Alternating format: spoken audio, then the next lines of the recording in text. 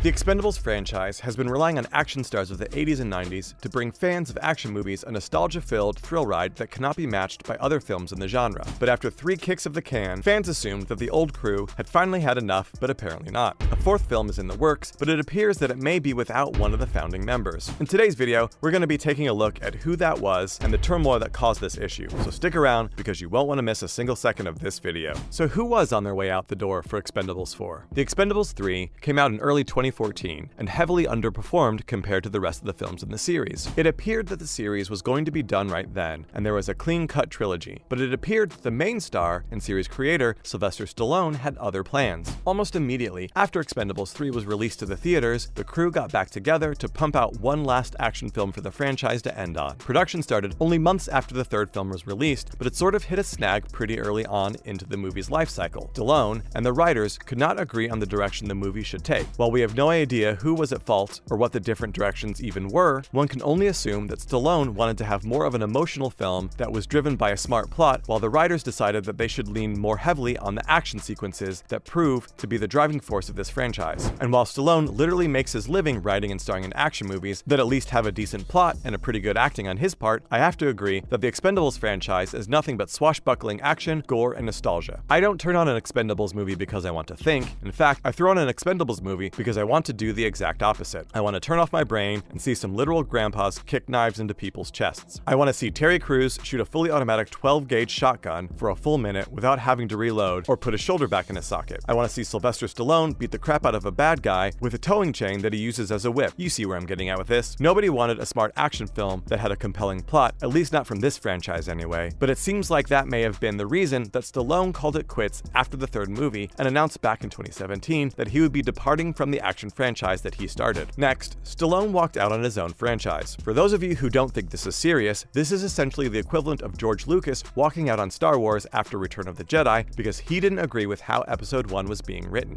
Though sometimes I wish that were the case, because then we may have gotten to skip out on ever knowing Jar Jar Binks and the entire Gungan race for that matter. But regardless, Stallone leaving the franchise was a big deal, and not only was the franchise down the lead role, but it was missing the heart and soul of the franchise. The one who breathed life into it the first time would be walking away from it because he didn't like where it was going. It was a sad time for the fans of the series, and it certainly put the studio in a tough place. The 3rd film performed rather terribly at the box office, and now that the 4th one was going to have to continue without Stallone, was it even worth the time and money to make the 4th film that was likely to bomb harder than the 3rd film? The answer was probably no, meaning that the film and the franchise were pretty much dead on arrival at that point. And this pretty much spelled death for the Expendable franchise. But as we all now know, the saga didn't end there. Many of the franchise's former stars, like Dolph Lundgren and Jason Statham and Arnold Schwarzenegger, were quick to defend Stallone, saying that he was right to walk out on this franchise if they were not going to give the creator of the franchise some creative leeway. It seemed like, after all, the studio was hit with such an egregious and obvious wake-up call, they were quick to offer Stallone the opportunity to come back and write the film that he originally wanted. And the rest is history. Stallone officially returned to the franchise in 2018, and the film has been fully shot and is in the final stages of post-production. And it even seems like the film will be getting a 2022 release. Who will be returning to the franchise and who will be absent?